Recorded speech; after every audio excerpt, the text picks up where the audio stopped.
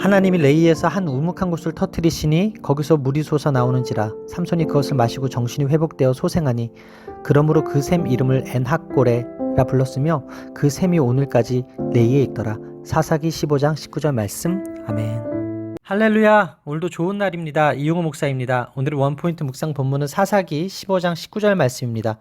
사사시대 영적 암흑기의 절정은 바로 삼손의 시대였습니다.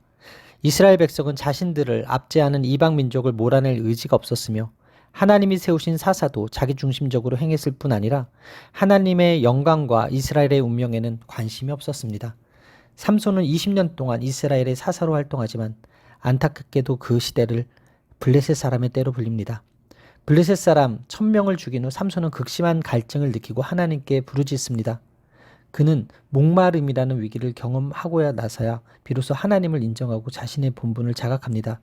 40년 만에 이스라엘 땅에 하나님의 은혜를 구하는 목소리가 터져나온 것입니다. 처음으로 삼손이 하나님께 기도하는 장면입니다.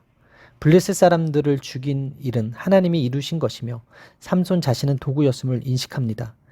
이렇듯 더딘 깨달음에도 하나님은 삼손의 기도에 응답하시고 레이의 한 장소를 터뜨려 물을 공급해 주십니다. 삼손을 이를 기념해 그곳을 엔학고레라고 부릅니다. 그러자 하나님은 우물을 터뜨려 삼손을 구원하십니다.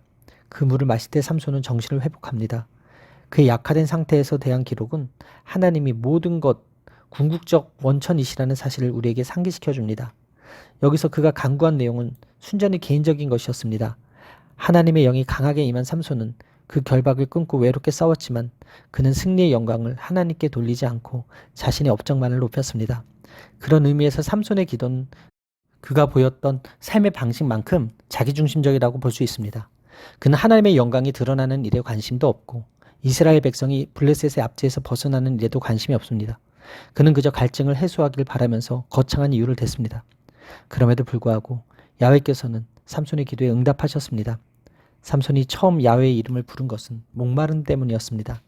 삼손의 관심은 자신이 죽지 않고 블레셋 사람들에게 붙잡히지 않는 것이었습니다.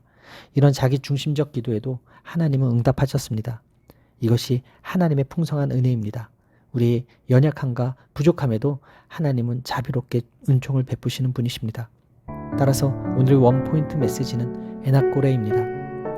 오늘의 삶의 적용 포인트는 위기 때만이 아니라 범사에도 쉬지 않고 기도하겠습니다입니다. 엔학고레라는 이름은 하나님의 은혜가 아닌 삼손의 경험에 초점이 맞춰져 있습니다. 이처럼 자신이 잊히지 않길 바란 삼손이 하나님을 잊고 있는 것은 아이러니가 아닐 수 없습니다. 하나님의 은혜로 살면서도 자기가 잘나서 이렇게 산다고 생각하는 사람은 참으로 교만한 사람입니다. 우리는 하나님의 은혜가 아니면 살 수 없습니다. 하나님을 높이지 않은 삼손의 모습을 담지 않도록 주의합시다. 그리스도인의 관심은 하나님의 영광과 하나님의 백성이 모인 교회 공동체에 집중되어 있어야 합니다.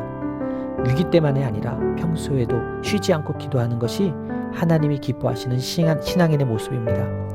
그럴 때 더 풍성한 하나님의 은혜를 공급받을 수 있습니다. 기도하시겠습니다. 엔학고레 부르짖는 자의 샘에서 응답하신 하나님, 저는 하나님의 은혜를 부르짖어 구하지 않으면 목말라 한시도 견딜 수 없는 나약한 존재입니다. 날마다 하나님을 인정하고 사명을 따라 걷는 하나님의 선한 도구가 되게 하여 주옵소서.